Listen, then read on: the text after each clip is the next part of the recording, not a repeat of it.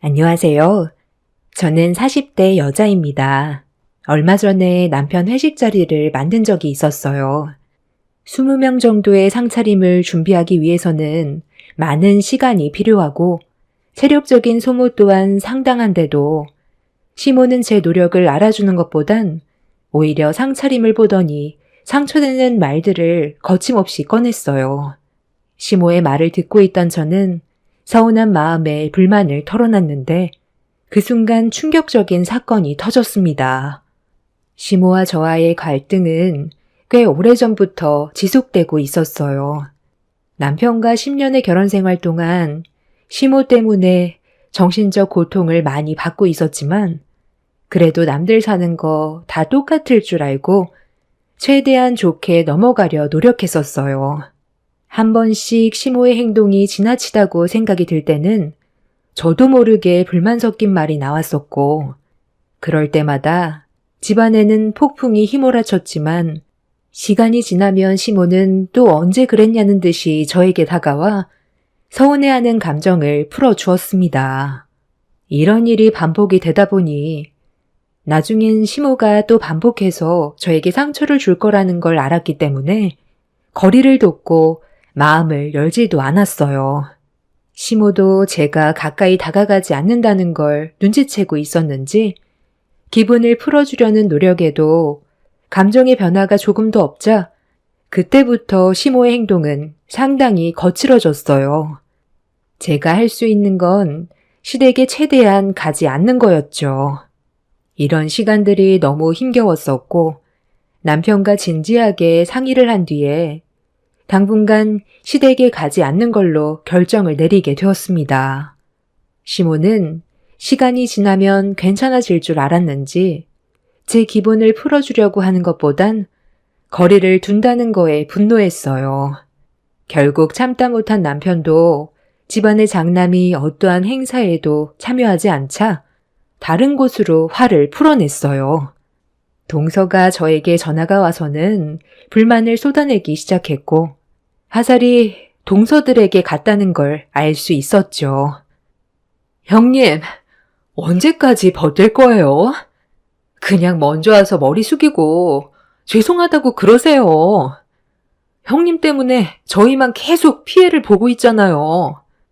어머님이 뭐라고 하는 줄 알아요? 형님이 없으니까 집안 꼴이 엉망진창이라면서 저 막내 동서에게 막말을 퍼부어대는데 좀 전에 힘들게 땀 흘려 준비한 밥상을 뒤엎어 버렸다니까요. 이런 식으로 살다간 저까지 정신병에 걸리겠어요. 언제 올 거예요? 지금이라도 당장 와서 상황 정리 좀 해주세요. 동서도 어머님 댁에 안 가면 되잖아.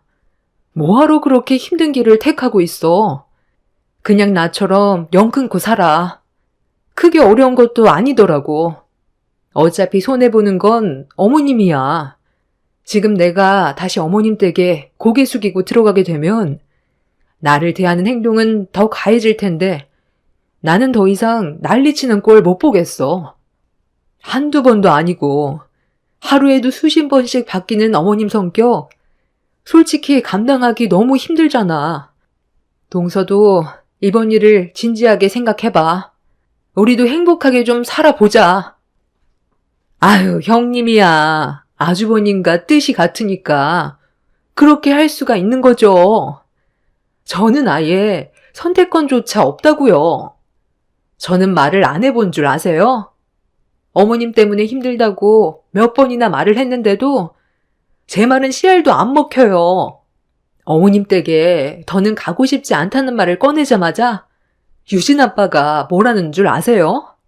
자기 엄마 얼굴 안 볼 거면 차라리 이혼을 하자더라고요. 자기는 아주버님처럼 불효자가 되고 싶지 않다면서 엄청 효자인 척 하는데 제가 애들 놔두고 어떻게 이혼을 하겠어요. 동서도 등 돌리고 살고 싶어 하는데 서방님도 유진 아빠랑 같은 생각을 가지고 있더라고요.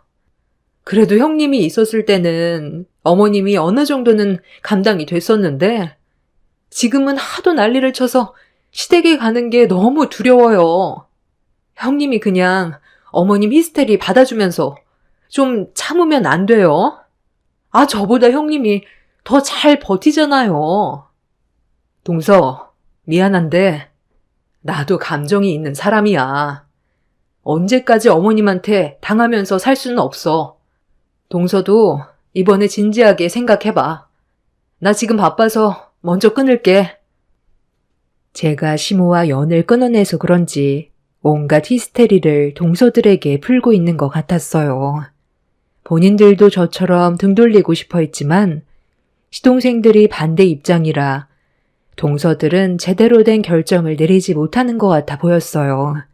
그런 상황들을 들었을 때 안타깝긴 했지만 희망도 없는 시댁에 또다시 들어가서 시모에게 상처받고 싶지 않았어요. 10년 동안 참았으면 참을 만큼 참았다고 생각했었죠. 그런데 며칠 뒤 셋째 동서가 저희 집에 직접 찾아왔습니다. 형님, 오래간만이죠? 갑자기 찾아와서 많이 놀랐어요? 그래도 연락은 하고 왔잖아요. 그동안 어떻게 지내고 있었는지 궁금하기도 해서 잠깐 들린 거예요. 우리야, 뭐 항상 똑같지. 잘 지내고 있었어. 그런데 이 시간에 어쩐 일이야? 동서, 무슨 안 좋은 일이라도 있었어? 얼굴이 왜 그래? 좀 전에 집에서 한바탕 했어요. 저도 웬만하면 참고 넘어가려 했는데 지난주 주말에 어머님 댁에 다녀왔었거든요. 그런데 식사를 하시다가 갑자기 형님이 어머님과 연락 안 하고 지내는 거에 상당히 화가 많이 났는지 흥분을 하시더라고요. 그래서 둘째 형님이랑 제가 최대한 진정하시라고 애쓰고 있었는데 어머님이 저랑 둘째 형님도 영 끊고 지낼 거냐면서 화를 내며 물어보셨는데 앞에다 대고 시댁에 그만 오고 싶다는 말을 어떻게 꺼내요. 그런데 둘째 형님도 그동안 쌓인 게 많았는지 영 끊고 지내고 싶다는 말에 집안 전체가 난리가 났었어요. 어머님은 둘째 형님의 말을 듣자마자 상을 뒤집어 엎었고 안 좋은 말들이 오고 갔는데 아니 갑자기 지우 아빠가 제 생각도 둘째 형님과 같은 생각이냐면서 화살이 저에게 돌아오더라고요. 순식간에 저에게 집중이 된 상태였는데 둘째 형님이 솔직하게 얘기해도 된다는 말에 그동안 힘들었다는 말을 꺼냈어요. 어머님이 그 말을 듣자마자 뒷목을 잡더니 그 자리에서 쓰러지셨고 언제까지 속으로 숨기면서 살 수 없어서 형님이 왜 집을 뛰쳐나왔고 둘째 형님이랑 저도 얼마나 힘들었는지 모든 걸 털어놨는데 갑자기 지우 아빠가 제 뺨에 손을 올리더라고요. 자기 엄마한테 상처 줬다며 흥분을 가라앉히지 못하고 저와 둘째 형님한테 막말을 퍼붓더라고요. 그날 둘째 아주버님도 우리 편은 아니었어요. 그렇게 부부관계까지 안 좋아졌는데도 어머님은 뭘 잘못했는지 전혀 인지하지 못하고 있더라고요. 지금 둘째 형님네는 이혼 얘기가 나오고 있는데 저는 벌써 서류에 도장까지 찍었어요. 그리고 형님, 이거 보세요. 지우 아빠랑 지난주에 그런 일이 있고 나서 부부싸움이 계속됐는데 갑자기 흥분을 하더니 제 머리채를 잡아서 사정없이 바닥으로 패대기 치더라고요. 머리털이 한 움큼 빠져서 머리에 구멍이 다 났어요. 제 편이 되어줘야 될 사람이 제 머리채를 잡았다는 거에 저도 더는 못 참겠더라고요. 그래서 이혼 도장 찍었어요. 형님이 먼저 결정한 거 정말 잘한 선택이에요. 아주버님이 옆에 있어서 이런 말 하는 게 좀 그렇지만 어머님 정신이 나간 것 같아요. 지금 사람이 아니라 완전 괴물이 되어버렸어요. 형님이 영 끊어버리고 나선 아예 이성을 잃어버렸다니까요. 제가 시댁에 왕래를 했을 때 동서들이 큰 피해를 입지 않았던 이유는 제 선에서 모든 걸 해결했었고 저 혼자 화를 삭혀서 동서들은 상처를 받지 않았었지만 이 모든 게 본인들의 업보라고 생각했었습니다. 제가 힘들 때 동서들은 본인들 일이 아니라고 편도 안 들어주었고 모른 척 하더니 제가 영 끊고 나서 본인들한테 피해가 오니까 그제야 제 마음을 알 것 같다며 후회를 하고 있었습니다. 저는 어떠한 위로도 해주지 않았어요. 그냥 말만 들어줄 뿐 아무것도 하지 않았습니다. 그렇게 막내 동서는 저에게 현재의 상황에 대해 알려준 뒤 집으로 돌아가려 했는데 막내 시동생이 저희 집에 찾아와서 현관문이 부서질 정도로 두드렸습니다. 야, 임마. 초인종을 누르면 되지. 늦은 저녁 시간에 왜 현관문을 발로 걷어차고 있어? 네가 왜 흥분을 했는지 대충 듣긴 했는데 그렇다고 여자한테 손을 올려? 아이씨, 형이 뭔 참견인데. 그 난리를 쳐놨으니 이런 일이 벌어진 거라고. 형이야말로 형수 하나 제대로 잡지 못해서 집안 전체를 무너뜨려 놨잖아. 형은 우리 집안 장남 아니야? 형수한테 질질 끌려다니기나 하고. 그러니 엄마가 화가 안 나겠어? 형수가 하는 짓이 마음에 안 드니까 욕을 얻어먹는 건데 형이 그 사이에 왜 끼어들어서 형수님 편을 들어? 형수가 내 마누라였으면 뼈도 못 추렸어. 어디 어른한테 목소리를 높이고 대들어? 그냥 죄송하다고 넘기면 그만이지. 그래서 너는 재수 씨를 저꼴로 만들어 놓은 거냐? 재수 씨 꼴을 봐봐. 집에서 얼마나 난리를 쳤으면 우리 집으로 도망쳐 왔겠어? 상황이 어찌됐든 무력을 행사하는 건 잘못됐다는 거 몰라? 이혼 서류에 도장도 찍었다던데 법적으로 소송 들어가면 네가 무조건 불리해질 거라는 걸 알면서도 끝까지 가려는 거냐? 지금이라도 당장 재수 씨한테 용서를 구해. 애들 생각도 해야지. 우리가 잘못을 한 게 아니라 어머니의 행동에 문제가 있는 거라고. 한 가족이 됐으면 서로가 잘 지낼 수 있게 노력을 해야 되는데 어머니는 너희 형수 얼굴만 보면 잡아먹을 듯이 달려들었잖아. 말이 10년이지. 결혼생활 10년 동안 얼마나 많은 노력을 했는지 알아? 여보, 그만해요. 어차피 이제 와서 얘기해봤자 달라지는 거 아무것도 없어요. 각자 상황이 다르고 생각하는 게 다르잖아요. 그런데 서방님, 이거 하나는 기억하세요. 어머님이 서방님의 인생 대신 살아주지 않아요. 지금 옆에 있는 동서와 자식들이 떠나면 서방님한테 남는 건 뭔데요? 서방님도 생각이 있다면 어머님의 행동이 잘한 게 아니라는 거 충분히 알고 있을 텐데요. 그리고 내가 봤을 때 서방님이 엄청 효자는 아닌 것 같던데 어머님 감당 되겠어요? 서방님이 동서한테 한 행동들에 대해서는 용서받기 힘들겠지만 여기에서 그만 멈춰요. 나중에 땅을 치고 후회하지 말고요.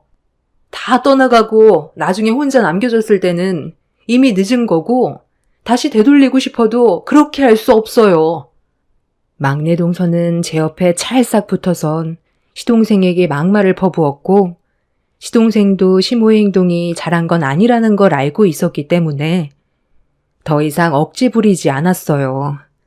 동서는 친정으로 가겠다며 택시를 불렀고 시동생은 이런 상황들이 많이 답답했는지 한숨을 내쉬곤 집으로 다시 돌아갔습니다.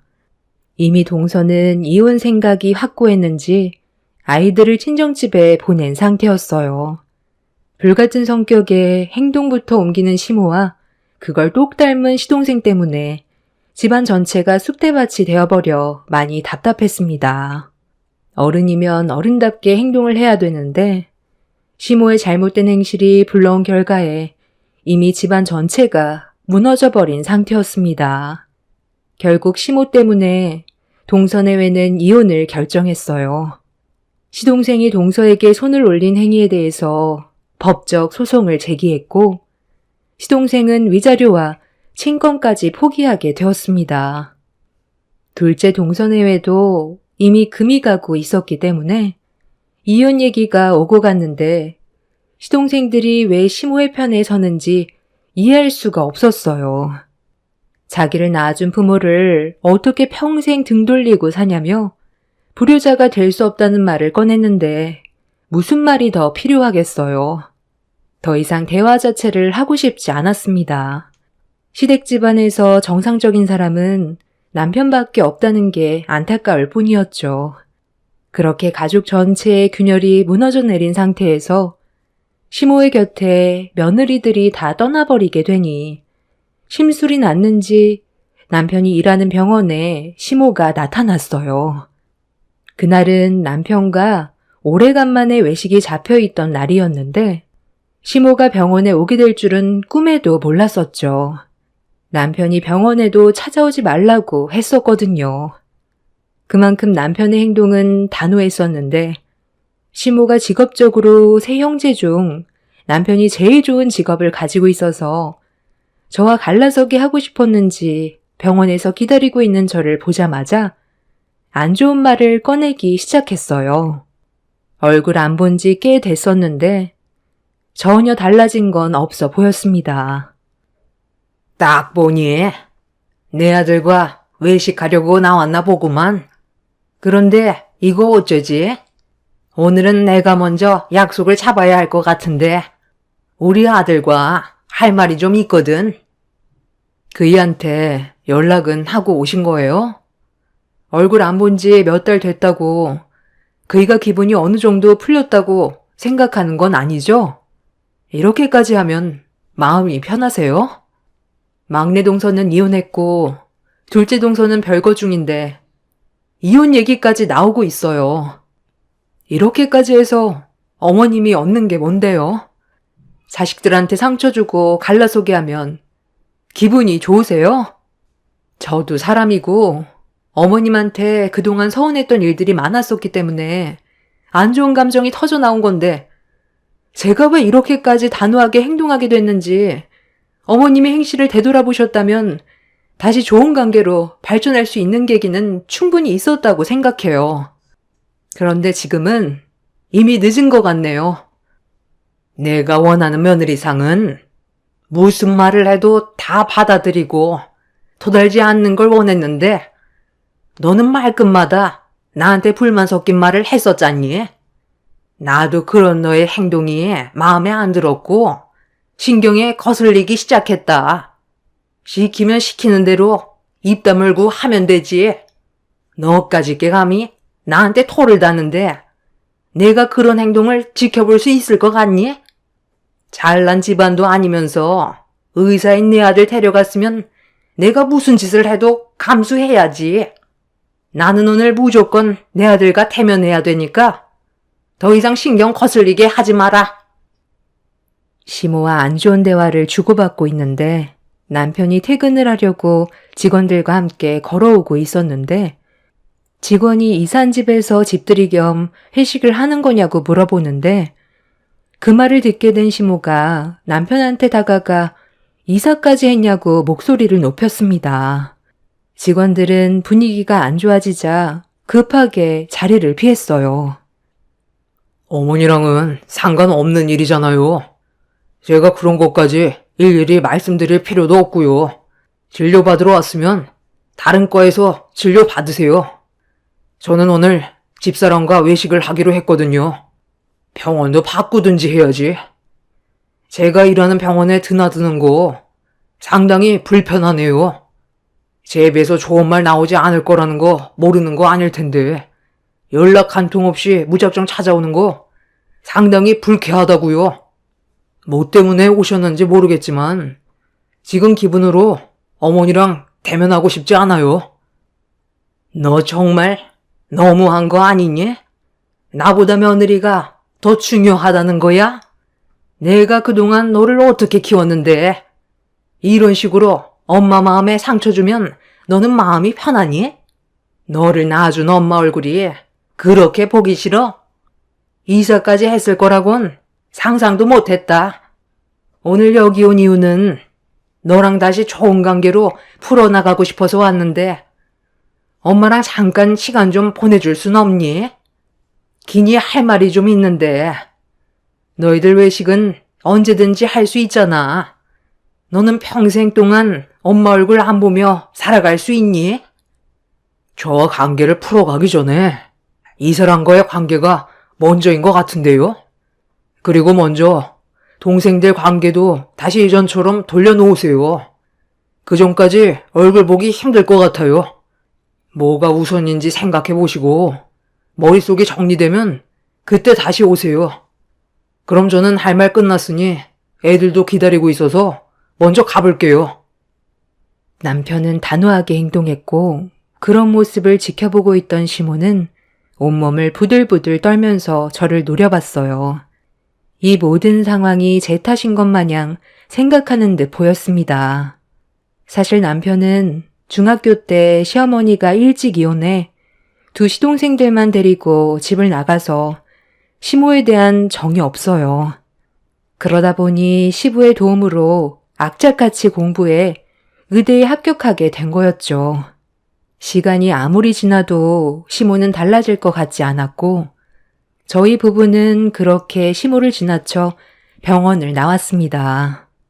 시모는 저희가 시야에서 사라질 때까지 끝까지 노려봤는데 며칠 뒤 충격적인 일들이 펼쳐지게 되었네요. 저희 부부가 이사를 했었던 건 시모 때문인 것도 있었지만 남편이 일하는 병원에서 집까지 교통편이 너무 안 좋아 아침만 되면 상당히 많이 막혔어요. 반대로 제가 일하는 회사의 교통편은 나쁘지 않아 이사를 결정하게 되었고 그렇게 새로운 지역으로 옮기면서 집들이 겸 회식을 저희 집에서 하기로 했어요. 그런데 저희 집을 몰래 알아낸 시모가 음식을 한창 준비하고 있을 때 문을 두드렸어요. 역시 우리 아들이 능력이 좋아서 이런 멋진 주택까지 마련하고 정말 대단해. 내가 아들 하나는 정말 잘 낳았다니까. 음식 준비는 잘 돼가니? 그런 얼굴로 쳐다보지 마라. 네가 저번에 나를 무시하고 내 아들과 외식을 했을 때 끝까지 따라가 집이 어딘지 알아냈었다. 이사를 했다는데 한번 와봐야 하지 않겠어? 오늘이 집들이 겸 회식 날이라며 내가 오늘 병원에 잠깐 들려서 우리 아들과 같이 일하는 동료 의사에게 물어봤지. 20명 정도 온다고 하는 것 같던데 병원 이사장까지 온다더만.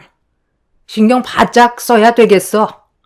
오늘이 앞으로 우리 아들 병원 생활하는데 중요한 자리가 될 것 같은데 음식 준비 대충 하는 거 절대로 용납 못한다. 어머님이 돌아가 주시는 게 저에게 도움이 될 것 같은데요. 이런 식으로 무작정 찾아오면 그이가 집에 들어왔을 때 좋아하겠어요? 어머님이 하는 행동이 그 사람의 앞길을 막는다는 생각은 안 해보셨어요? 제가 알아서 준비할 거니까 방해하지 마시고 살펴가세요. 저 이런 기분으로는 음식 만들 수 없을 것 같네요. 나 신경 쓰지 말라니까. 제 구경이나 하고 나올 테니 너는 음식 만드는데 집중해라. 전에 살던 집보다 얼마나 좋아졌는지 한번 둘러볼까? 시모는 막무가내로 저희 집 문을 열고 들어갔어요. 마당에서 음식 준비를 한창 하고 있던 저는 시모가 들어온 순간부터 모든 게 일시정지가 되어버렸고 음식을 어떻게 만들고 있는지도 모른 채 집안에 들어간 시모가 신경이 쓰여서 아무것도 하지 못했습니다. 남편이 사람들을 데려올 시간은 가까워 오는데 시모 때문에 일이 진행이 안 되자 짜증이 난 저는 집 안으로 들어갔어요. 시모는 집안 전체를 돌아다니면서 전부 휘젓고 있었습니다. 더 이상 시간을 지체하다가는 그날 일정이 정말 꼬이게 될 것 같아 시모에게 그만 돌아가 달라며 현관문 밖으로 밀어냈는데 시모가 저를 밀치더니 작은 방에는 뭐가 있는지 궁금하다면서 문을 벌컥 열었어요. 시모는 한참 동안 아무 말 없이 작은 방을 쳐다보다가 저를 바라보더니 눈이 아래로 향했습니다. 그리고 시모는 저를 보며 한마디 했어요. 너 임신했냐? 누구 허락 없이 임신이야? 지금 네 나이가 몇인데 임신을 하면 어쩌자고? 지금 애들 키우는 것도 벅차면서 셋째 임신까지 해? 임신하는 것까지 허락을 받아야 되는 거예요? 부부 생활하다 보면 예기치 않은 일들도 생기는 거죠. 다들 축하해 주는데 어머님은 뱃속에 손주가 생긴 게 상당히 마음에 안 드나 봐요. 어차피 어머님과 상관없는 일이니 그만 나가주세요. 지금 어머님 때문에 음식 준비하는 게 집중이 되지 않아서 너무 힘들어요. 내가 왜 나가니? 나는 오늘 내 아들과 저녁 한 끼 하고 싶어서 온 건데 나도 같이 할 수 있잖아. 내 아들 올 시간도 거의 다 된 것 같은데 음식 준비가 얼마나 됐는지 한번 볼까? 예, 지금 이게 뭐니? 이걸 상차림이라고 준비해 놓은 거야? 이런 식으로 음식을 만들어 놓으면 누가 먹어? 돼지도 거들떠 안 보겠다. 시모는 마당에 펼쳐진 음식들을 보더니 손님이 오지도 않았는데 손으로 반찬을 주워 먹으며 간을 보기 시작했어요. 입에 들어갔다 나온 손을 다른 반찬 위로 올라가길래 더럽게 뭐 하는 짓이냐고 시모의 팔을 잡아챈 뒤 나가실 거 아니면 방해하지 말라며 시모를 강제로 자리에 앉히는 순간 시모가 어디서 어른의 팔을 함부로 잡냐고 임신을 한 저에게 발길질을 했습니다. 너무 순식간에 일어난 일이라 방어를 하지 못하고 시모의 발길질에 배를 맞으면서 뒤로 넘어졌고 식탁 테이블에 그대로 머리를 부딪혔어요. 시모는 발길질 한 번에 넘어가냐며 피식 웃고 있었습니다. 너무 갑작스럽게 일어난 일이라 넘어졌다가 저도 모르게 벌떡 일어났는데 멀미를 한 것처럼 어지러움이 느껴졌어요. 시모는 자리에서 일어나 휘청거리고 있는 저에게 사정없이 뺨을 올려쳤고 그대로 뒤로 넘어지려는데 시야가 검게 변하기 시작했어요. 바닥으로 쓰러짐과 동시에 대문을 열고 뛰어오는 남편이 눈앞에 보였고 시모는 우리 집안 먹칠하지 말고 자기 아들과 당장 갈라서라며 더한 짓도 할 수 있다면서 저는 시댁집안과 맞지 않는다고 귓속말로 속삭였어요. 남편이 어떻게 된 거냐고 시모에게 소리치는데 시모는 음식을 준비하다가 갑자기 쓰러졌다며 거짓말을 하고 있었습니다. 남편은 정신 차리라면서 제 얼굴에 조심스럽게 뺨을 쳤고 순간적으로 남편의 말이 지속적으로 제 귀에 들리면서 다시 정신을 차릴 수가 있었습니다. 남편은 좀 전에 저와 시모가 어떤 상황이었는지 전혀 알지 못한 상태라 시모에게 어떻게 된 거냐고 물어보았고 제가 옆에 있는데도 거짓말을 하는 시모의 말에 화가 머리끝까지 올라와 분노가 끌어올랐는데 온몸에 힘이 없었습니다. 남편은 당장 병원부터 가봐야 할 것 같다면서 초점을 거의 잃었다며 뇌진탕 증세가 있는 것 같다고 저를 들쳐업었고 남편과 함께 온 동료 의사들의 도움을 받아 대문을 나가려는데 뒤늦게 들어온 병원 이사장님이 저를 부르며 달려왔어요. 그네야, 내가 너무 늦었다. 빨리 오고 싶었는데 차가 막혀서 너무 늦게 왔네. 이 노인네가 정신 나갔나? 임신한 몸인 걸 알면서 사람을 어떻게 이 지경으로 만들어? 그쪽이 저지른 행동이 대학까지 위험해질 수 있다는 걸 몰라? 박 선생, 내가 전부 다 듣고 있었어. 출발 전에 우리 큰딸과 전화통화를 하고 있었는데 박 선생 어머니가 그녀한테 손을 올렸고 막말을 퍼부었다고. 임신한 몸이라 간단한 반찬만 만들어 놓으면 나머진 내가 전부 준비해 가기로 했었는데 음식 맛이 형편없다면서 사려놓은 것도 없다고 임신한 사람한테 발길질하는 게 말이 되나? 자, 여기 아직까지 전화 통화가 연결되어 있지?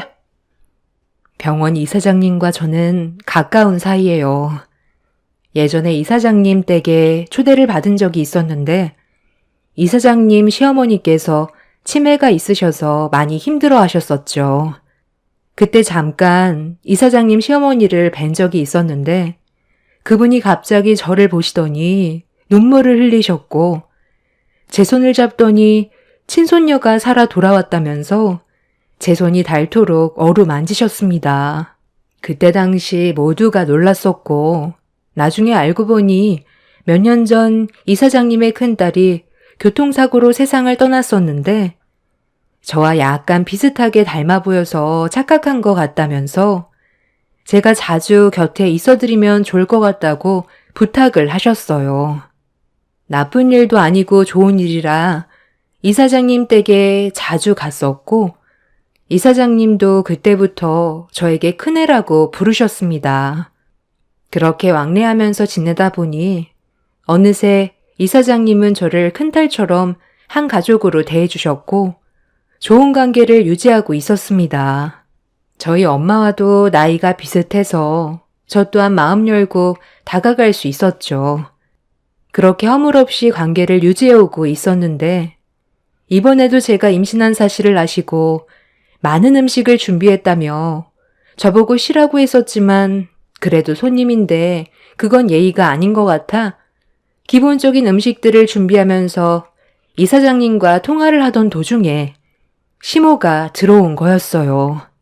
저는 시모 때문에 정신이 없던 상태에서 전화통화를 끊어야 하는 것도 깜빡하고 있었는데 이런 상황을 이사장님이 전부 다 듣고 있었습니다. 남편은 이사장님이 녹음한 통화 내용을 전부 다 듣게 되었고 남편과 시모의 두 남빛은 동시에 썩어 들어갔어요.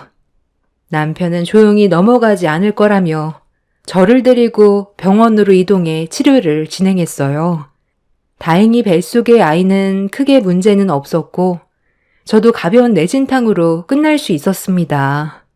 그리고 지금 현재 시모는 법적 처벌을 받기 위해 소송 중에 있어요. 이번에 저지른 일은 도저히 그냥 넘어갈 수가 없습니다. 시모의 행동은 사람이 할 짓이 아니라고 생각합니다. 하마터면 저와 아이의 생명까지 잃게 될 뻔했던 아찔한 순간이었고 변호사는 법정에서 이사장님과의 통화 내용에 저의 임신 사실을 알고 있음에도 무력을 행사한 녹취록을 통해 시모의 행동이 의도적이었다는 걸 재판부에서 인정할 것 같다며 재질이 무겁게 내려질 거라고 설명해 주었습니다. 남편도 이번 일을 통해 단단히 질렸는지 평생 얼굴 안 보고 살 거라고 하더군요. 저도 그걸 바라고 있습니다. 한 번 아닌 사람은 끝까지 아니라는 걸 이번 일을 통해 확실히 알 수 있었네요. 제 사연 들어주셔서 감사합니다. 안녕하세요. 저는 40대 중반 여자입니다. 살다 보니 제가 이것에 사연을 신청하게 될 거라곤 상상조차 하지 못했었는데 제가 겪은 아픔을 어디에도 하소연할 곳이 없어 이렇게나마 도움을 받아보려 합니다. 작년 겨울날 한참 깊은 잠에 빠질 시간에 남편이 침대에서 뒤척이며 일어나길래 화장실에 다녀오는 줄 알았어요. 그런데 현관문을 열고 밖으로 나가는 소리가 들리더라고요. 워낙 잠기가 밝았던 저는 잠에서 깨게 되었고 핸드폰을 켜서 시간을 확인해 보니 새벽 3시 30분이었습니다. 갑작스러운 돌발 행동을 이해할 수 없어 침대에서 일어났고 창밖을 바라보면서 밖으로 나간 남편을 찾아봤지만 보이지 않더라고요. 그래서 전화를 해보려는데 핸드폰은 안방에 두고 나간 상태였습니다. 갑자기 밖으로 나갔기 때문에 들어올 때까지 기다릴 수밖에 없었죠. 별일 아니겠거니 생각하며 다시 안방으로 들어와 침대에 누운 뒤 뒤척이고 있는데 금방 들어올 거라고 어느 정도 예상했던 시간을 넘어가자 불안한 마음에 밖으로 나가서 남편을 찾게 되었어요. 혹시 차에 간 줄 알고 주차장으로 내려가 봤는데 차는 그대로 있더라고요. 딱히 갈 곳이 없는 걸로 알고 있었기 때문에 짐작할 만한 장소도 생각나지 않았어요. 회사에서 회식하는 날 빼곤 일찍 집에 들어오는 남편이라 혹시 제가 모르는 우울증 같은 게 있을지도 모를 것 같다는 불안감이 엄습해 오기 시작했어요. 살을 파고드는 추위에 제 걱정은 점점 더 커졌고 오만 가지 생각들이 머릿속을 스쳐 지나가길래 경찰에 신고를 해야 되나 갈등하고 있는데 제 핸드폰으로 남편에게 전화가 왔어요. 저는 동네를 돌고 있었는데 남편은 이미 집에 도착해 있는 상황이었죠. 큰일이 생겼는 줄 알고 걱정했었는데 무사하다는 거에 감사할 뿐이었고 서둘러 집으로 들어가 어디를 다녀왔냐고 물어보는데 얼굴이 뽀얗게 되어 있더라고요. 갑자기 말도 없이 지금까지 어디 나갔다 온 거야? 걱정돼서 한참 동안 찾고 있었잖아. 조금만 늦게 연락 줬으면 경찰에 신고할 뻔 했다니까? 무슨 일 없는 거지? 내가 신경 쓰지 않아도 될 만한 일인 거지? 고민거리가 있으면 나한테 말을 해야지. 내가 무슨 고민이 있어. 그냥 겨울이고 날도 추운데 몸이 너무 뻐근한 것 같아서 잠깐 목욕탕에 다녀왔지. 괜히 당신 깨우고 싶지 않아서 몰래 다녀오려고 한 건데 나를 찾겠다고 밖에까지 돌아다니면 어떡해. 내가 한두 살 먹은 어린애도 아니고 알아서 들어올 텐데 핸드폰이라도 가져갈 걸 그랬네. 어차피 탕에 들어가면 연락을 할 수가 없으니까 두고 나간 건데 다음에는 내가 미리 얘기하고 가도록 할게. 피곤할 텐데 들어가서 눈 좀 붙여. 나는 곧 출근해야 되잖아. 남편은 목욕탕에 다녀와서 배가 고픈지 냉장고를 뒤적거리길래 제가 상을 차려준 뒤 몸이 너무 피곤해서 방에 들어가 눈을 붙였습니다. 그날 이후 남편은 제가 걱정하지 않게끔 새벽에 목욕탕을 갈 것 같으면 미리 알려주었고 그 다음부터는 크게 신경을 쓰지 않았습니다. 그렇게 겨우내 남편은 며칠에 한 번꼴로 목욕탕을 다녀왔었어요. 시간대는 항상 비슷했는데 저에게 몸이 많이 안 좋아진 것 같다며 근육이 자꾸 뭉치고 피곤하다는 말을 자주 입 밖으로 꺼냈습니다. 집안의 가장이 무너지면 전체가 주저앉는 거라 건강을 유지시켜주기 위해 몸에 좋은 음식들을 매번 내어주었고 보약까지 지어주면서 하나뿐인 남편을 위해 할 수 있는 건 뭐든 다 해주었네요. 그래도 신경 좀 써주니 몸의 활력을 다시 되찾은 듯 점점 좋아지는 몸 상태를 보면서 만족한 삶을 살아가고 있었습니다.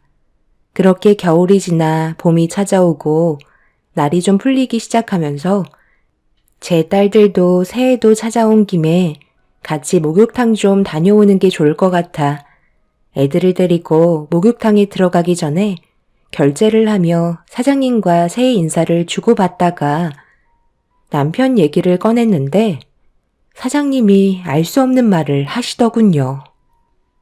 민서 아빠가 목욕탕에 자주 왔었다고? 우리 남편이 낮에 관리하고 내가 새벽에 자리를 지키고 있는데 민서 아빠가 목욕탕에 온 적은 한 번도 없었는데 어제 새벽에 목욕탕에 오신 분이 5손가락에 꼽혀서 내가 기억을 못하는 것도 아닌데 거짓말 하겠어? 동네에 목욕탕이 여기밖에 없잖아. 민서 아빠가 우리 목욕탕 왔다고 그래? 그이가 거의 이틀에 한 번꼴로 새벽마다 목욕하고 왔는걸요. 몇 달 전부터 몸이 안 좋다고 뭉친 몸을 좀 풀어야 할 것 같다면서 사장님 목욕탕에 다녀왔었는데 그이 얼굴을 한 번도 못 봤다고 하셔서 저도 지금 많이 당황스러워요. 정말 민서 아빠 여기 안 왔어요? 내가 민서 엄마네 가족 불화 만들려고 거짓말 하겠어? 우리가 얼굴 한두 번 본 사이도 아니고 한 아파트에 살고 있는데 없는 얘기를 지어낼 필요는 없잖아. 확실하게 민서 아빠가 목욕탕에 온 적은 단 한 번도 없으니까 집에 들어가서 한번 물어봐봐.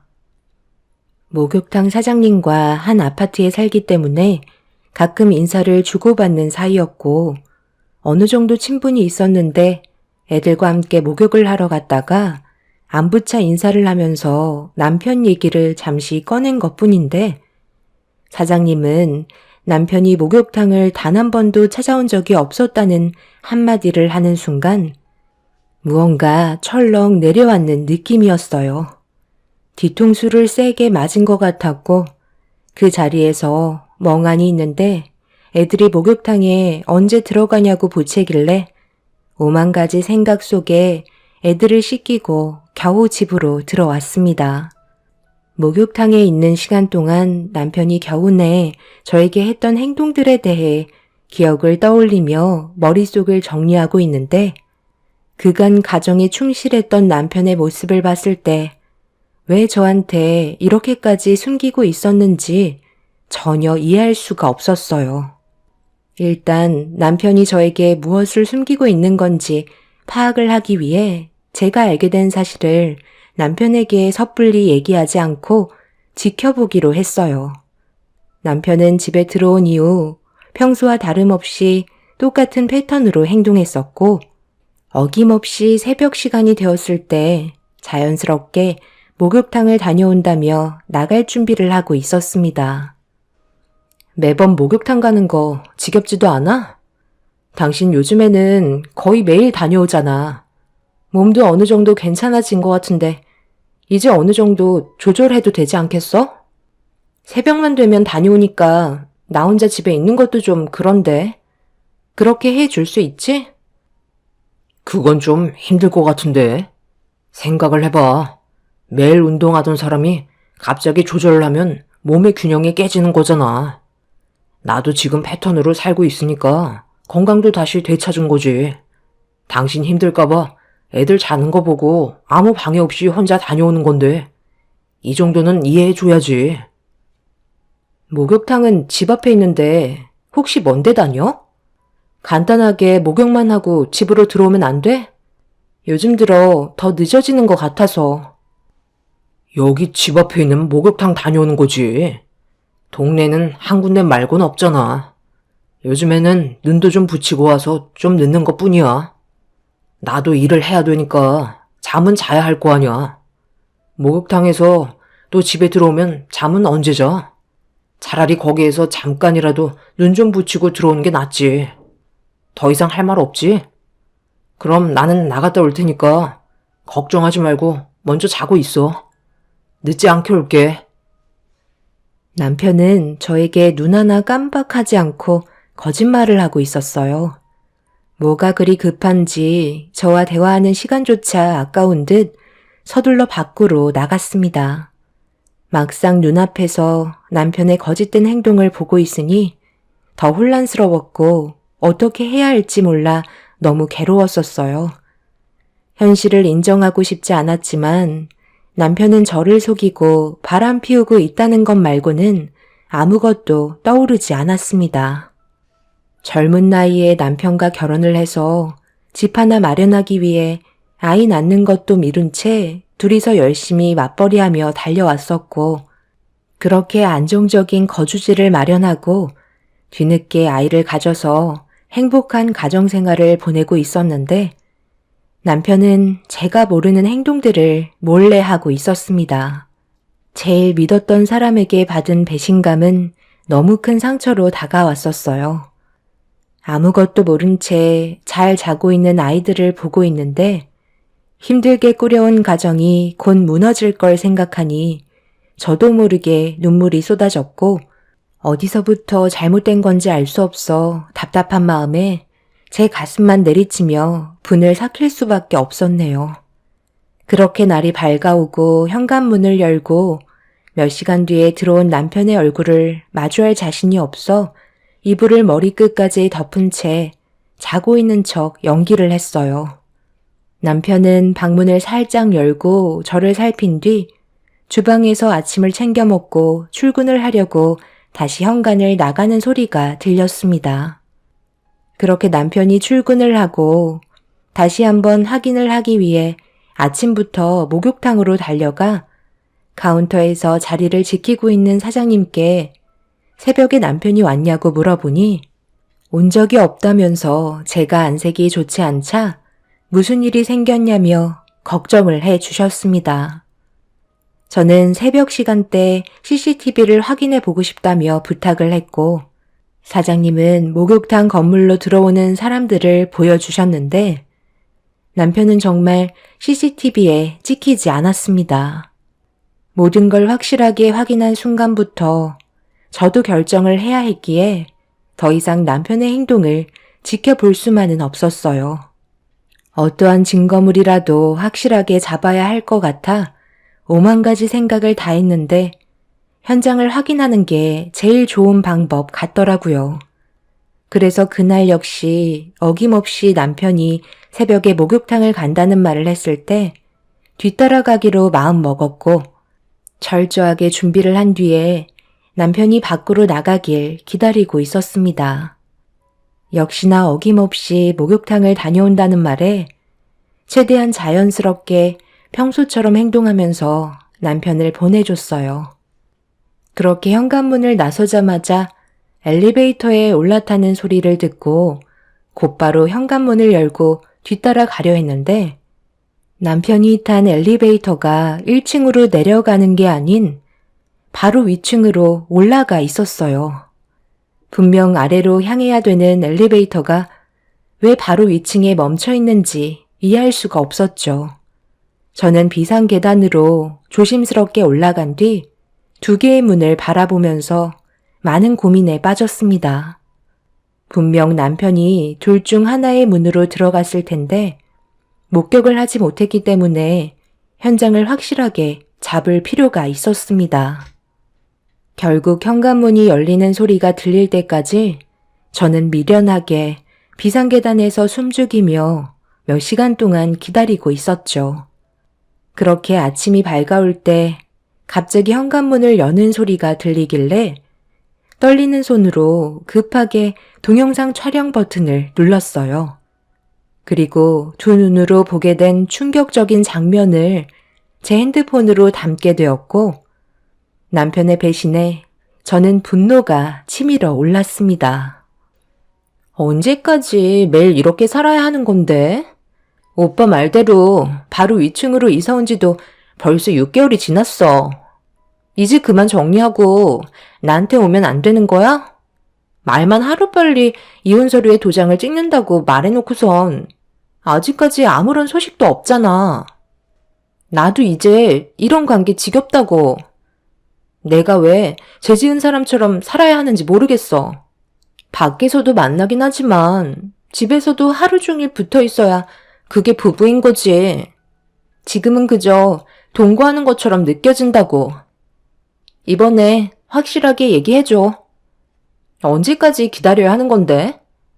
그냥 오늘 안 가면 안 돼? 이러다 걸리기라도 하면 우리한테 좋을 거 하나 없잖아. 걱정하지 마. 들킬 일은 전혀 없어. 그 사람 대학도 안 나온 일자 무식이라 내가 무슨 말을 해도 전부 다 철석같이 믿는다니까. 조금도 의심하지 않고 있으니까 걱정하지 마. 나도 어떻게 하면 이혼을 할지 고민이 상당히 많다고. 봄이 지나가기 전에 정리하도록 할게. 나도 지원이랑 같이 살고 싶지. 이런 생활 유지하고 싶겠어? 나도 계획이 있으니까 오빠 믿고 좀 더 기다려봐. 준비되면 얘기해줄게. 일단 서둘러 출근해야 되니까 좀 이따 전화로 통화하자. 사랑해. 남편의 행동은 정말 충격적이었어요. 언제부터였는지 모르지만 꽤 오랜 시간 함께 해온 사이 같았습니다. 남편은 비상계단으로 급하게 내려가 저희 집으로 들어갔고 저는 문이 닫힌 내연녀 집 앞으로 걸어갔어요. 당장 문을 두드리고 머리채를 잡고 싶었지만 그동안 저를 속인 두 사람을 원하는 대로 이루어지게 해줄 수 없었습니다. 일단 침착하게 행동하려고 제가 모든 상황을 알고 있다는 걸 숨기기 위해 집 앞에 있는 마트에 들러 국거리를 대충 사서 집으로 들어갔어요. 남편은 현관문을 열고 들어오는 저를 보며 많이 당황한 얼굴로 어디 갔다 왔냐는 질문을 던졌습니다. 이 시간에 어디 다녀온 거야? 당신 원래 자고 있어야 하는 거 아니야? 집에 있어야 할 사람이 없어서 내가 얼마나 놀라는 줄 알아? 들고 있는 거 뭐야? 마트 다녀왔어? 그렇게까지 안 해도 되는데 아침 차려주려고? 아침을 든든하게 먹어야 하루를 힘내서 일할 수가 있잖아. 아침밥이 제일 중요한 거 몰라? 밥 먹고 갈 거지? 오늘은 시간이 너무 늦어서 못 먹고 갈 것 같아. 조금만 늦으면 출근 시간 겹쳐서 차 엄청 막히잖아. 미리 만들어 놓으면 내일 아침에 먹고 갈게. 역시 당신밖에 없어. 내가 이렇게까지 사랑받고 살아도 되는 거야? 사랑해, 여보. 남편은 두 얼굴로 아무렇지도 않은 척 저를 대했어요. 그 모습을 바라보고 있는데 모든 실체를 알게 되니 더욱더 소름이 돋았습니다. 그렇게 남편이 출근을 하고 핸드폰으로 녹화해두었던 영상을 몇 번이나 돌려보면서 저에 대해 조금이라도 사랑이 있는지 확인해 보고 싶었지만 남편이 저에게 대학도 못 나온 일자 무식이라며 무시하는 말을 다른 여자에게 아무렇지도 않게 뱉었다는 거에 너무 큰 상처를 받고 말았죠. 그동안 가정을 위해 정말 열심히 살아왔고 딸 둘을 키우면서 행복을 유지하려고 노력한 아내를 남편은 저를 돌대가리로 보고 있었습니다. 제가 모든 걸 알고 있는데도 남편의 행동은 조금도 변함없이 새벽만 되면 바로 위층에 있는 내연녀에게 하루도 빠짐없이 찾아갔습니다. 매일 갈 때마다 모든 걸 녹화했고 제가 할 수 있는 선에서 최대한의 증거물을 전부 다 모았어요. 시간이 지날수록 처음에는 배신감의 마음이 찢어질 것만 같았는데 반복되는 생활을 보내다 보니 더는 상대하고 싶지 않은 동물로밖에 안 보였습니다. 그래서 조만간 모든 걸 폭로하고 두 사람의 인생을 전부 다 망치려고 계획을 하고 있었는데 예상하지 못한 장소에서 남편과 내연녀를 마주하게 되었어요. 아무것도 모르는 애들이 맛있는 게 먹고 싶다고 하길래 고깃집에 들려 저녁을 먹인 뒤 양손에 손을 잡고 걸어가고 있는데 모자를 푹 눌러 쓴 한 여자가 뒤에서 저와 부딪히게 되었고 제 손을 잡고 있던 딸들과 넘어지게 되는 사고가 생겼습니다. 다행히 크게 다치지는 않았는데 고개를 들어 저와 부딪힌 여자의 얼굴을 확인한 순간 분노가 치밀어 올라 내연녀를 노려보고 있는데 저에게 갑자기 화를 내면서 분위기를 험악하게 만들고 있었습니다.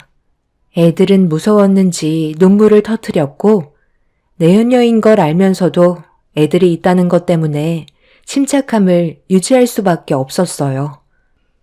먼저 부딪혀놓고 왜 그쪽이 화를 내는 거죠? 애들이 넘어진 건 안 보여요? 앞을 똑바로 보고 다녀야 할 거 아니에요? 이 아줌마가 정신이 나가셨나? 여기 길을 아줌마랑 애들이 전세 냈어요? 왜 셋이서 손을 잡고 지나가지 못하게 만드는 거예요? 그래서 억지로 지나가려고 하다가 몸이 부딪히게 된 거잖아요. 아줌마가 저한테 죄송해야 할 문제인 것 같은데요? 살다 살다 별 이상한 사람 다 보겠네. 기본 개념은 지키셔야죠. 안 그래요? 지금 말 다 했어요? 애들이랑 손잡고 간다고 길 전체를 막고 있었다고요? 옆에가 널찍하게 남아있는데요? 어디서 되지도 않는 말로 이상한 사람으로 만들려는 거예요? 내가 애들을 봐서라도 참고 있는 거니까 그냥 지나가시죠. 딱 봐도 대학도 안 나온 사람 같은데 정상적인 학교 생활은 하셨죠? 말씀하시는 거 보니까 누가 봐도 일자 무식 같아서요. 이런 사람이 한 아파트에 같이 살고 있다는 게 정말 끔찍하네요. 혹시 정신질환 있는 건 아니시죠? 무슨 일이야? 당신 갑자기 왜 그래? 멀리에서 보고 있었는데 누군가 했더니 당신이었어? 저기요, 누구신데 제 아내한테 뭐라고 하시는 거죠? 애들도 있으니까 그만 소란 피우시고 넘어가시는 게 좋을 것 같은데요. 그렇게는 못하겠어요. 워낙 개념이 없는 아줌마라 이번 기회에 고개도 들고 다니지 못할 정도로 창피를 줘야 한다고요. 제 눈앞에서 둘이 서로 뭐 하는 짓인지 연기를 하고 있길래 어이가 없어서 아무 말 없이 지켜보고 있는데 내연녀의 말을 듣고 어떤 상황이었는지 파악한 남편이 갑자기 몸을 돌려 저한테 다가오더니 내연녀에게 사과하는 게 좋을 것 같다며 이상한 분위기로 만들어가고 있었습니다. 이런 상황에서 제 편을 들어줘야 할 남편이 대놓고 내연녀 편에 섰다는 건 도저히 참을 수 없는 일이었어요. 애들은 목소리가 높아지고 있는 내연녀를 보고 두려움에 떨고 있길래 그만하고 싶다며 애들을 데리고 집으로 들어가려 하자 남편이 제 몸을 돌려 세운 뒤 길을 막고 있던 건 제가 잘못한 거라면서 내연녀에게 사과하라고 억지를 부리고 있었습니다. 화가 머리끝까지 올라온 저는 감정 조절을 하지 못했고 그동안에 봐왔던 남편의 행동들 때문에 저도 모르게 뺨에 손을 올리고 말았어요. 동네 사람들이 전부 보는 앞에서 벌어진 일이라 남편은 당황했는지 저를 멍하니 바라보고 있었고 내연녀는 마누라 관리 잘 하라면서 그 자리를 피했습니다. 남편은 화가 머리끝까지 올라왔는지 제 손을 잡고 집으로 끌고 갔어요. 애들은 눈물을 흘리면서 저를 뒤따라오고 있었습니다. 그렇게 집에 도착한 뒤에 애들은 방으로 들여보낸 뒤 거실에서 남편과 얼굴을 마주하고 있었네요. 당신 제정신이야? 지금 이게 뭐 하는 짓이야? 동네 창피하게 사람들 보는 앞에서 내 얼굴에 손을 올려? 맞아야 할 행동을 했으니까 손을 올린 건데 무슨 문제라도 있는 거야? 당신이 나한테 한 행동을 보라고. 지금까지 힘들게 일하고 들어온 남편한테 뭐라고? 나랑 한번 해보자는 거야? 오늘 갈 때까지 가볼까? 당신 마음대로 해. 내가 그런다고 무서워할 줄 알아? 나도 잃을 게 없는 사람이라고. 그 여자 앞에서 나보고 사과하라는 게 제정신이야? 사람은 겉모습만 보고는 전혀 모른다더니 그 말이 사실인가 봐. 그 여자를 보자마자 첫눈에 반했니?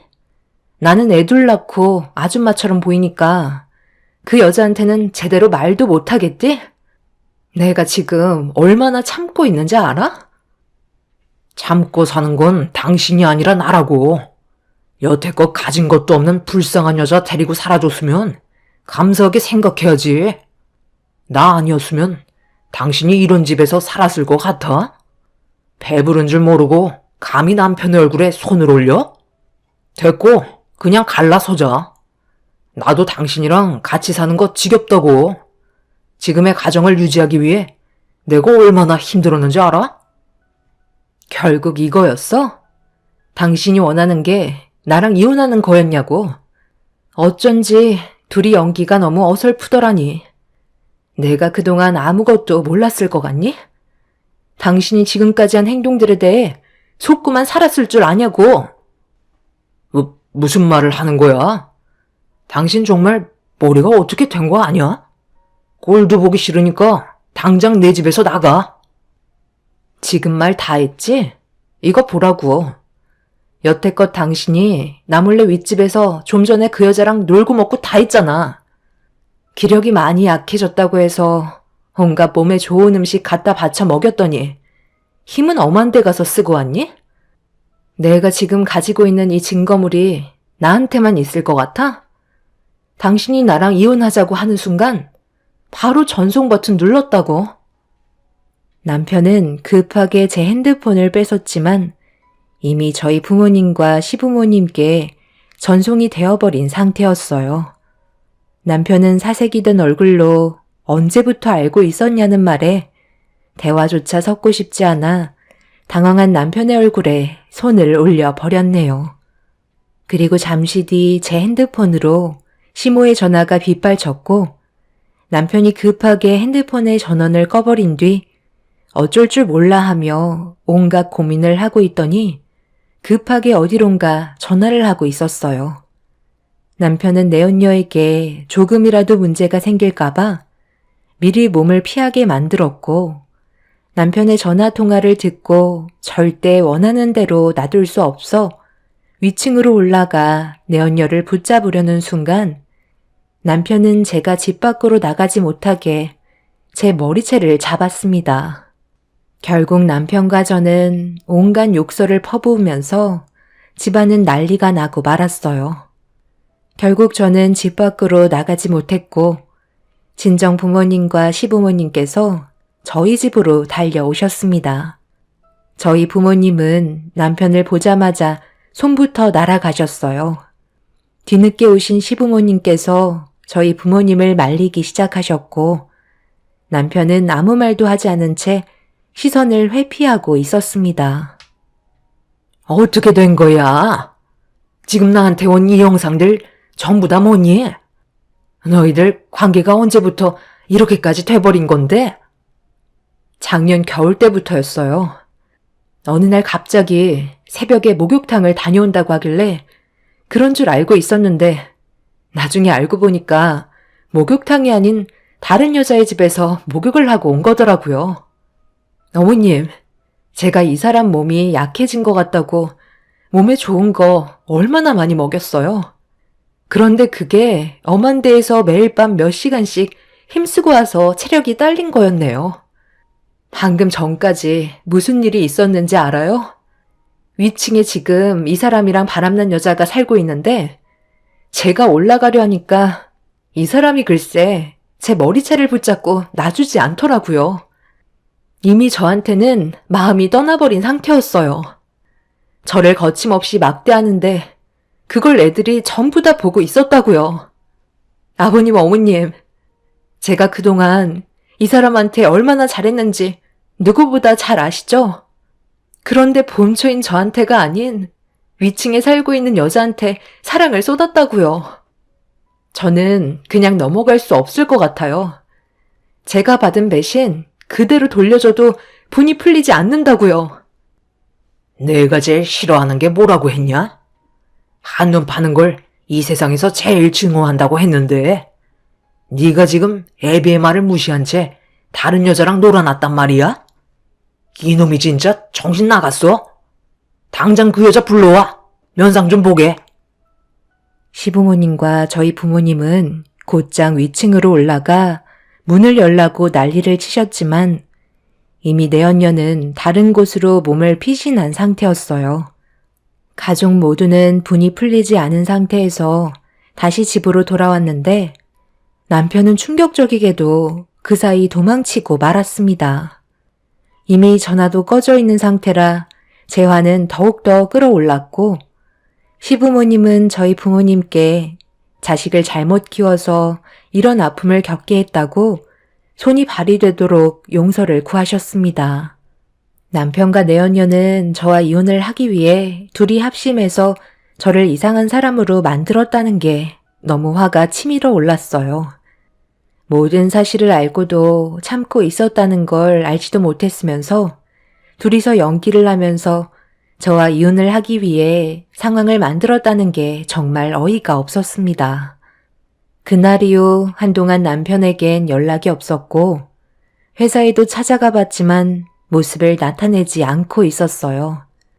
그렇게 며칠의 시간이 지나면서 집에 있던 물건들을 싹 다 정리한 뒤 이혼을 준비했고 도망쳤던 남편이 집으로 다시 들어왔습니다. 그리고 한쪽 손에는 안 봐도 알 수 있는 서류가 들려 있었어요. 이미 애들은 저희 부모님 집에 보내놨기 때문에 남편과 둘이 있는 상황이었죠. 그래서 이혼 도장을 찍기 전에 왜 가정을 깨고 다른 여자에게 한눈을 팔았는지 이유를 물어봤습니다. 남편은 한치의 망설임도 없이 저에게 설명을 했어요. 나도 처음에는 가정을 지키기 위해 정말 열심히 살았지. 그런데 어느 정도 여유가 생기니까 나도 모르게 다른 곳으로 눈길이 자꾸 가더라고. 그러면서 당신한테 느끼지 못한 색다른 감정이 새롭게 다가왔고 나는 그런 느낌이 싫게만 느껴지지 않더라고. 그래서 처음에는 조심스러웠는데 이게 또 얼마나 긴장되고 스릴이 있는지 당신을 속이는 분위기를 언제부터 즐기게 되었고 점점 더 자극적인 상황이 필요해서 내가 만나고 있던 그 여자를 우리 집 위층으로 이사오게 만든 거야. 나는 당신한테 미안한 감정이 조금도 없어. 그동안 이중생활 하면서 단 한 번도 흐트러진 모습을 보여준 적은 없었잖아. 모든 상황에 최선을 다했고 나는 지금의 삶에 만족하고 있다고. 그런데 나도 이제 한 여자에게 정착하고 싶다. 원하는 조건 맞춰줄 테니 위자료 그딴 거 걱정하지 말고 서류에 도장이나 찍어. 내가 이런 상황을 만든 게 아니라 당신이 이렇게 만든 거 알지? 알았어도 끝까지 모른 척 했으면 지금도 우리는 행복하게 결혼 생활을 유지할 수 있었다고. 당신이 혼인 파탄자인 거야. 알겠어? 더는 미련 없으니까 각자 갈 길 가자고. 남편의 말에 저도 더 이상의 미련이 없었어요. 사람 마음 갈 때 같다더니 다른 여자의 치마폭에 쌓여 헤어나오지 못하는 남편을 용서해주고 싶지 않았습니다. 결국 남편과 이혼을 하게 되었고 제가 할 수 있는 손해배상 청구는 전부 다 이루어졌지만 내연녀는 끝까지 몸을 숨기고 나타나지 않고 있었죠. 내연녀의 머리채를 잡고 난리를 치지 못한 게 한으로 남아있는 상태에서 정신적인 충격을 그대로 떠안은 채 살아가고 있는데 어느 날 시모가 저에게 전화 한 통을 하셨어요. 별로 통화하고 싶지 않았지만 할 말이 있으셔서 전화하셨으니 아무런 감정 없이 받았습니다. 그런데 전화가 연결이 되자마자 충격적인 사실 하나를 알려주셨고 저는 부모님과 함께 시모가 알려준 곳으로 차를 타고 급하게 달려갔습니다. 그리고 어느 한 건물에 도착을 했는데 시부모님께서 저희 가족을 기다리셨고 건물 안으로 들어가는 시부모님을 뒤따라갔는데 눈앞에 남편이 서 있었습니다. 저희가 갑자기 들이닥치자 당황했는지 저희 가족을 막아서려 했는데 시모가 당장 비키라며 신발로 남편의 정강이를 걷어찼어요. 그리고 어느 한 사무실의 문을 열자 그곳은 꽤 여러 사람들이 앉아 있었고 고개를 옆으로 돌리니 내연녀가 깔끔한 정장으로 면접을 보고 있었습니다. 시부모님은 앉아있는 내연녀에게 손가락질을 하면서 이 여자가 맞냐고 물어보시길래 고개를 끄덕이자 시모는 내연녀의 머리채를 잡으면서 면접장에서 난리를 치기 시작하셨어요. 여기가 어딘 줄 알고 온 거예요? 당장 나가세요. 이 사람 오늘 중요한 날인데 왜 여기까지 찾아오셔서 남의 인생을 망치는 거냐고요. 이 날을 위해 그동안 얼마나 고생했는지 알아요? 오늘이 최종 면접 날이라고요. 내 며느리가 이딴 여자 때문에 인생을 망쳤는데 최종 면접? 네 인생이 오늘 최종 종착지다. 평생을 뒤따라 다니면서 못 살게 굴 거야. 너 때문에 내가 손녀들 얼굴도 제대로 못 보고 왜 이렇게 살아야 하는데? 오늘이 최종 면접 날이 아니라 세상 떠나는 날이다. 남편 관리 못한 건 저기 못난 아줌마 탓이지. 왜 저한테 뭐라고 하세요? 이 손 좀 놓고 얘기하세요. 오늘을 위해서 정말 많은 것들을 준비했었다고요. 오빠, 이분들 좀 어떻게 좀 해봐. 나 이러다 정말 큰일 나겠어. 빨리 좀 도와달라고. 너는 오늘 이 시간을 위해서 준비했다고 했지? 나는 지금까지 내 가정을 지키기 위해서 쉼없이 달려왔어. 그런데 네가 내 인생을 전부 다 망쳐놓고 너는 잘 먹고 잘 살겠다고 면접을 보러 와? 오늘 너는 뼈도 못 추릴 줄 알아. 저희 가족 전체가 내연녀의 머리채를 잡고 면접장에서 난리를 치게 되었네요. 순식간에 아수라장이 되어버린 상태에서 모든 걸 망쳐버린 내연녀는 백목처럼 굳어버렸고 내연녀는 그렇게 상간녀 소송과 정신적인 손해배상으로 위자료를 물어줘야만 했습니다. 시모가 남편의 뒤를 캐고 있었고 내연녀가 면접을 보고 있다는 사실을 아시곤 저에게 알려주셨는데 정말 너무 감사했었어요. 시모 덕분에 제 속에 있던 모든 걸 머리채 잡고 털어버릴 수 있었습니다. 시부모님은 모든 걸 걸어서라도 끝까지 쫓아간다는 말에 법적으로 모든 상황이 끝나고 내연녀는 남편을 버리고 잠적해버린 상태입니다. 남편은 내연녀를 찾겠다며 시부모님과 연락을 끊어버린 상황이네요. 시부모님은 쓰레기 같은 아들 없어도 된다며 손녀들만 보고 싶어 하세요. 정신 못 차린 놈 2번 다시 보고 싶어 하지 않네요.